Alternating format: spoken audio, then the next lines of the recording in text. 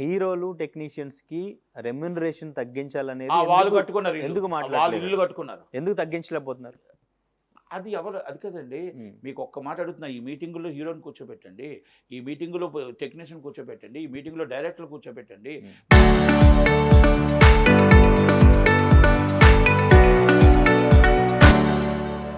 మా కష్టాలు ఇవి, మా బాధలు ఇవి, షేరింగ్ చేసుకోమని చెప్పండి.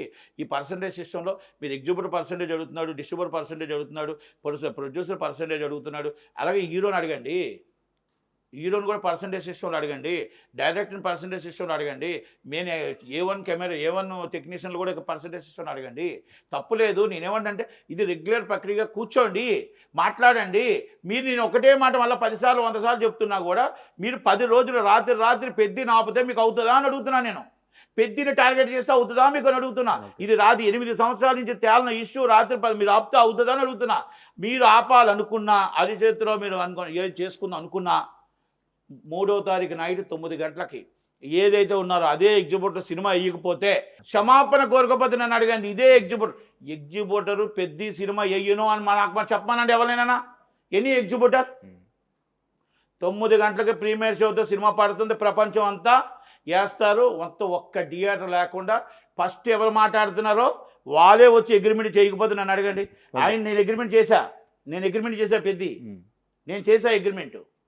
నేనేమి అబద్ధం చెప్పట్లే. ఫస్ట్ అగ్రిమెంట్ చేసి అందరూ చేస్తారు.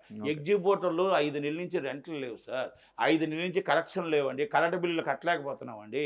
కనుక కంపల్సరీ ఇది వస్తే 3 వారాలు రెంట్ వస్తే హిట్ అవ్వాలని దేవుని కోరుకుందాం. ఇది పెద్ద హిట్ అవ్వాలి, మంచి సినిమా అవుతుంది, పెద్ద హిట్ అవ్వాలి, ఇండస్ట్రీ నిలబడాలని కోరుకుందాం. ఇంకా 6 నెలలు సినిమాలు ఉన్నాయి, మనం కూర్చొని మాట్లాడుకొని ప్రాబ్లం సాల్వ్ చేసుకుందాం. ఈ ప్రాబ్లం అంటే ఇప్పుడు మీరు చెప్పినట్టు వీళ్ళు ప్రెస్ మీట్లు పెట్టిన తర్వాత దానికి సొల్యూషన్ ఎక్కడ కనిపించలే. ఒకళ్ళతో ఒకళ్ళు ఈగో హర్ట్ అయ్యింది. నేను మాట్లాడిన దాంట్లో సొల్యూషన్ లేదండి. వాళ్ళు మాట్లాడిన దానికి కౌంటర్, వీళ్ళు మాట్లాడిన దానికి కౌంటర్ తప్ప ఛాంబరు కౌన్సిల్లో కూర్చొని మాట్లాడుకుంటేనే సొల్యూషన్ వస్తుంది. ఒక రెంటల్ పర్సంటేజ్ ఇది క్లియర్ అయితే ఇండస్ట్రీ బాగుంటుందా? ఏముండదు, రెమ్యునరేషన్ ఇవన్నీ నాకు చిన్నప్పటి నుంచి తగ్గించాల్సిన పనే లేదంటారా? నాకు చిన్నప్పటి నుంచి చూస్తున్నాండి. రోజు ఇప్పుడు కెమెరాలు ఎలా పెరుగుతున్నాయి, కెమెరాలు టెక్నికల్గా ఎలా వస్తున్నాయి, రోజుకో ప్రక్రియ వస్తుందండి. ఆ వస్తున్న ప్రక్రియ నుంచి మొత్తం టోటల్గా ఏది మాట్లాడుకున్నాం మనం, రోజుకొకటి వస్తుంటే రోజుకొకటి మాట్లాడుతూనే ఉంటాం. కనుక మనం దానికోసం ఇప్పుడు ఇది ఈ రోజుతో అయిపోద్ది అనుకోరండి. నేను 2007లో మీరు ఇప్పటికీ కూడా నెట్లో కొట్టండి, నేను ఆమరణ నిరాహార దీక్ష చేశాను రెంట్ల కోసం, పర్సంటేజ్ చేయమని ఆమరణ నిరాహార దీక్ష చేశారు. మరి ఆ రోజు ఇదే సురేష్ బాబు గారు, ఇదే సునీల్ గారు, ఇదే సుధాకర్ రెడ్డి గారు, ఇదే అనుమకొండ విజయ్ అన్న, ఇదే మొత్తం పెద్దలందరూ కలిపి మీకు సినిమా మినిమం రాయాలి, అప్పుడు ప్రింట్లు ఉండే, మినిమం రాయాలి అని అన్నారు. రాస్తామని చెప్పారు, మాట ఇచ్చారు. మేము రెంట్లు అడుగుతాం, మాకు రెంట్లో వర్కౌట్ కాదు, పర్సంటేజ్ అడిగితే పర్సంటేజ్ వర్కౌట్ కాదు అన్నారు. మా పర్సెంట్ 20-30 ఇచ్చేవారు చిన్న సినిమాలకి. ఇప్పుడు మాకేంటి, మినిమం చిన్న సినిమా వేయాలంటే 100 టికెట్లు కట్ చేయాలి. ఇదే సునీల్ గారి ఆఫీసులో.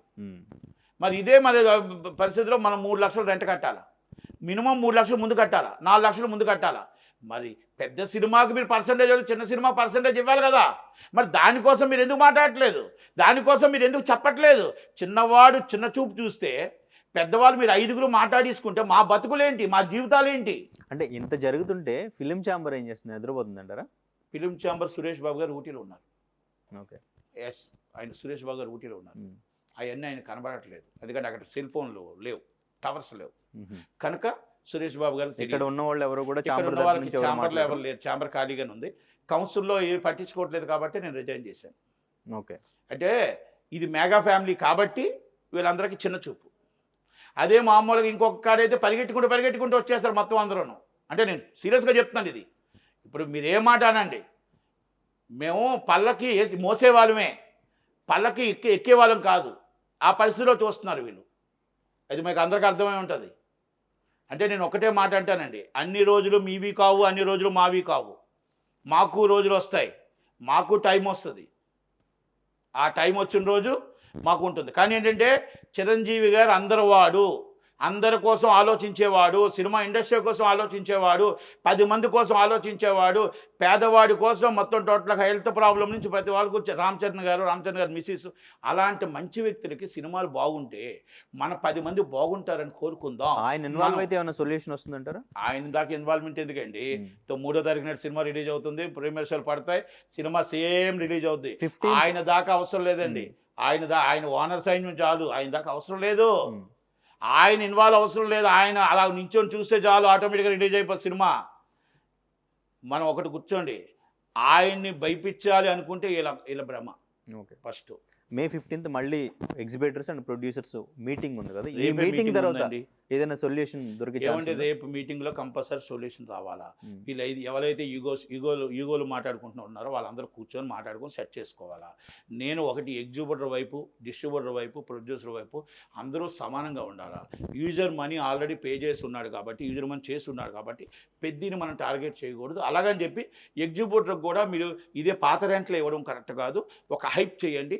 అలాగే మీరు ప్రీమియర్ షోలకి రేట్లు పెంచడం అంటే మీ తప్పు, ఎగ్జిబిటర్లు తప్పు. ఎగ్జిబిటర్లు ఇప్పుడు పాన్ ఇండియా మూవీ కాబట్టి రేట్లు పెంచండి.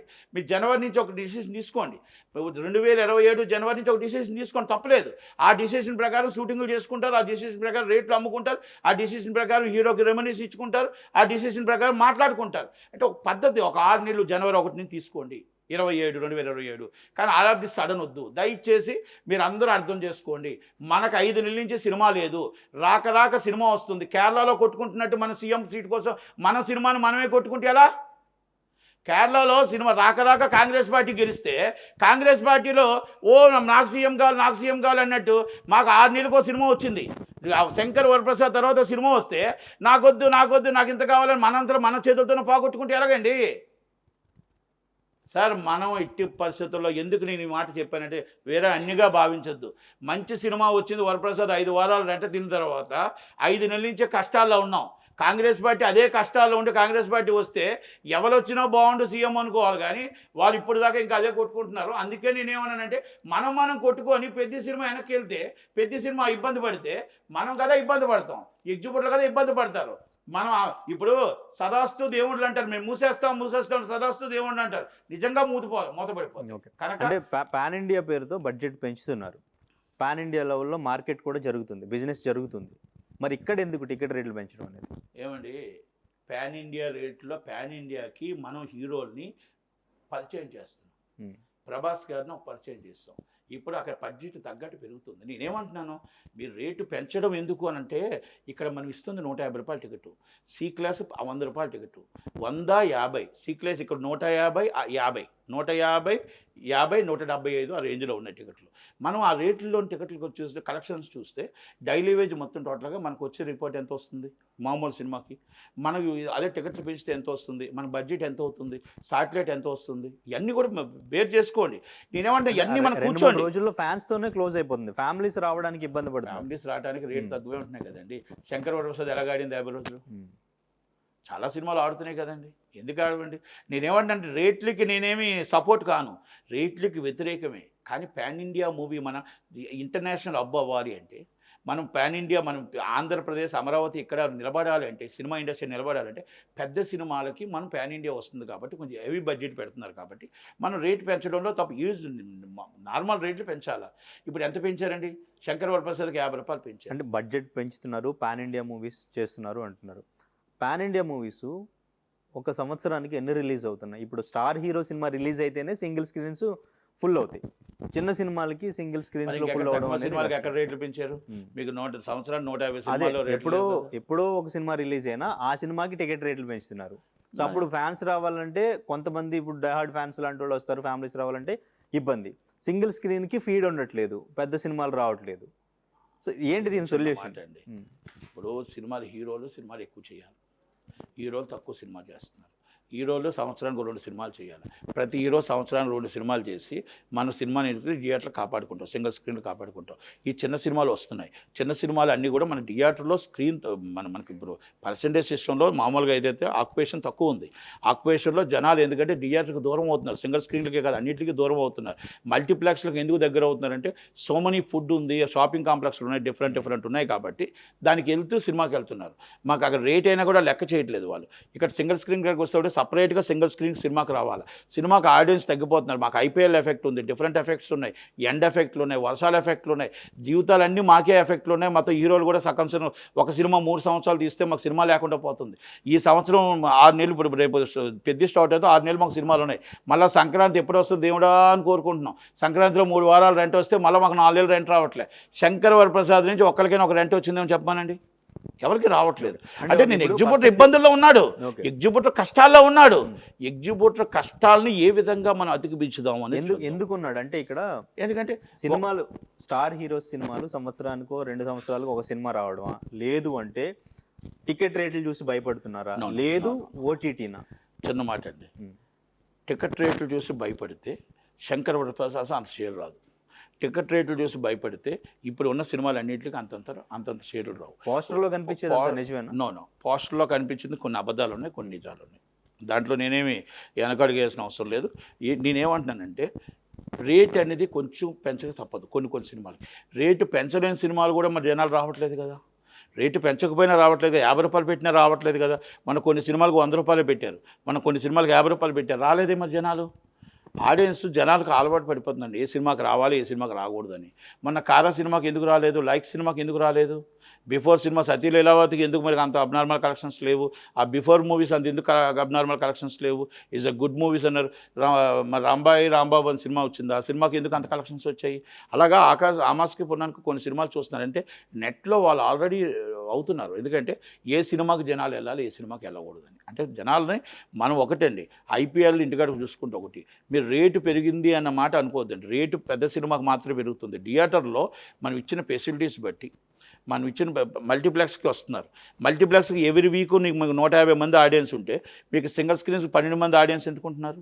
ఓకే, సో ఫైనల్గా ఏం చెప్తారంటే ప్రెస్ మీట్లు పెట్టారు, సమస్యలు అంటూ కూడా ప్రెస్ మీట్లు పెట్టి మీ దగ్గర వాళ్ళ దగ్గర నేనో లేకపోతే వంశీయో లేకపోతే మైత్రి రవియో లేకపోతే దిల్రాజు గారో శిరీష్ గారో మాట్లాడితే కాదండి. ఛాంబర్లో కూర్చోవాలా, మాట్లాడుకోవాలా, సెటిల్ చేసుకోవాలా, చేసుకుంటే అవుతుంది. ఒకటి ఇది అవ్వకపోతే మీరు ఇది పెద్ద సినిమాని మీరు ఆపాలనుకోవడం మీ వల్ల ఎవరి వల్ల కాదు. మేము 3వ తారీఖు 9 o'clock ప్రీమియర్ షో పడుతుంది, సినిమాలు అవుతున్నాయి.